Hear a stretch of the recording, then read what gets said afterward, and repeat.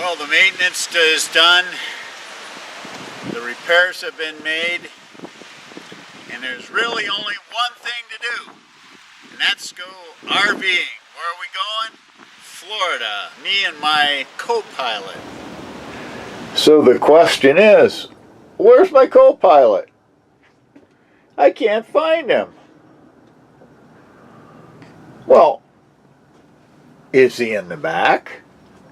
Maybe he's sleeping. Well, there's a bed. No one in the bed. Let's turn on a light here. Uh-oh, there's the co-pilot. Yeah, that's Gizmo. Yeah, hey Gizmo, you're supposed to be helping me get to Florida. Yeah. Well, wait a second. Wait. No, you just wanna get petted. It's like, are you like all cats? I thought you were a You know, we did this last year. We went to Florida already. You know the way. You know the way. No. Hey, what a good boy he is. Yes, my co-pilot. Problem is he's not doing much right now, but we'll get started and we'll get back. I'm sure you get back into the swing of things. Right? Right. All right, say goodbye to the people because we got to get on the road, buddy. We got to get on the road. Well, we made it to our first stop. Yeah, it's still daylight. We did get a early stop, late start. But you can see it's still daylight. I just have this shade pulled because otherwise it's too bright behind me. Yeah, and my co-pilot is kind of out of sorts right now. I think he thinks he's either going to the veterinarian or to the groomer. And so yeah, it may take him a day or so to get on the road. So where he can function as a co-pilot, not have fear of being taken to one of those bad places. So anyway, let's talk a little bit about how I'm going to do this trip. First of all, my wife is actually going to meet me in Florida, which is what she did last year. Now, this year, instead of meeting me at the Pensacola airport, I will be picking her up in Orlando. And the purpose of our trip, unlike last year where I did some health things along the way, this year is for another purpose. And that purpose is to see if we can actually find a new home base on the Florida East Coast. And we're basically looking at two areas. We're looking at New Smyrna Beach and also St. Augustine. And if we can, then the RV that I'm sitting in right now will stay on the East Coast at my daughter's house, and we'll fly back together and sell our house, our home base, and some rental properties that we have in Las Vegas, and change our home base to East Coast of Florida. We're not sure right now what that is going to entail as far as when, and we do know that we are kind of tired of Vegas, but it's in a nice area. I opted for, I would prefer Scottsdale, Arizona, or Phoenix area. Apache Junction would be nice. Of course, my wife, you know, happy wife, happy life. So her opinion carries a little bit more weight than mine. So that's our destination, and that's number one. Number two is I'm actually going to break this trip up into two parts. The first part is we'll be going to Canton, Texas. Now, what's in Canton, Texas? Well, wagon train RV park is in Canton, Texas. And we're going to spend a couple of days there recuperating from the first half of our trip. And so we've given ourselves 5 days to get there. Now, originally, yesterday, we had the idea we would do it in 6, giving us extra time. Unfortunately, the wind gusts in Las Vegas and in the Colorado River basin were 50 to 60 miles per hour. And we just came through there at 35 miles per hour wind gusts. And that was a crazy ride. I can't even imagine 55 to 60 mile per hour wind gusts. So anyway, where are we? Well, we're in Kingman, Arizona. We basically try to do 2 hours on the road, 2 hours off, 2 hours on, 2 hours off until it's time to go to sleep. I don't drive at night. If I do, it would be an exception, and it would only be for a very short time to get to our final destination for the day. So we're in Kingman. We just gassed up at Maverick, which has some pretty good prices, in case you're wondering. When I say gas, so we're actually in a Mercedes-based Sprinter, which is a diesel, turbocharged diesel 3.0 liter.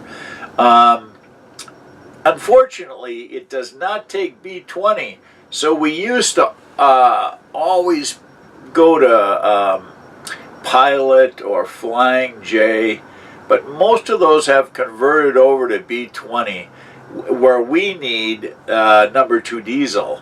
So that's why I would recommend Maverick. Other than that, a lot of times you have to go to the big name stations and they're going to hook you.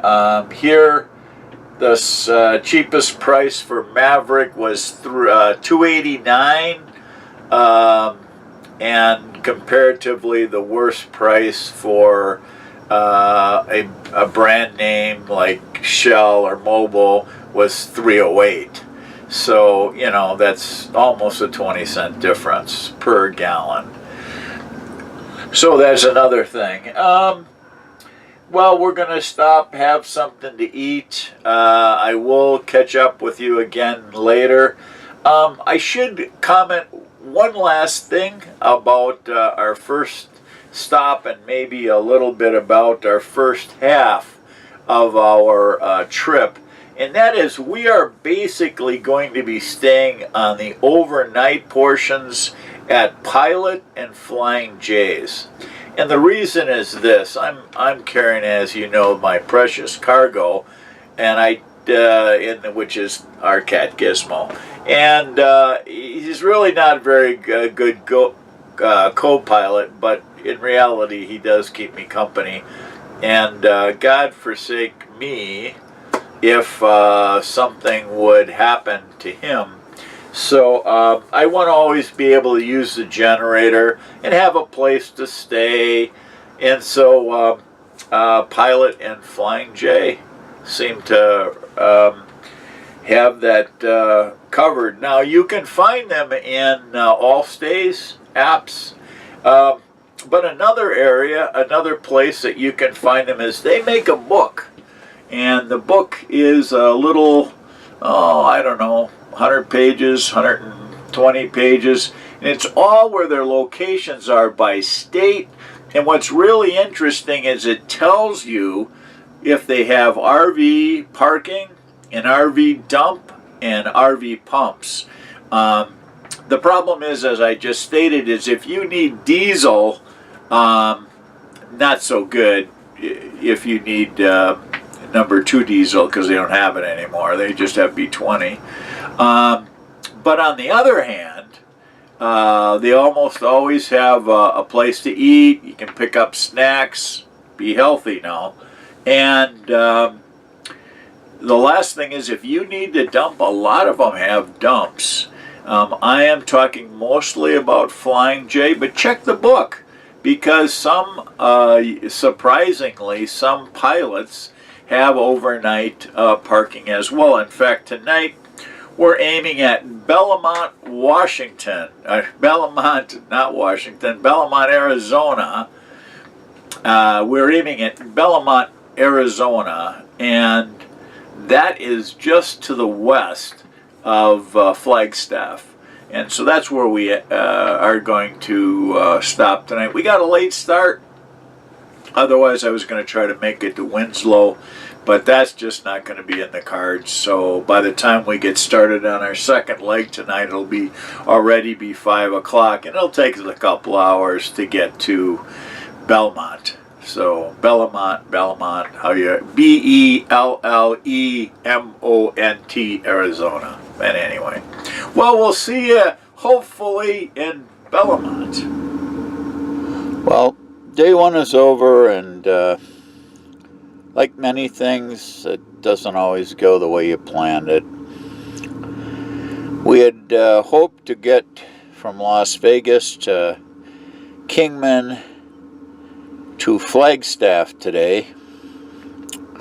Well, that didn't work. Why?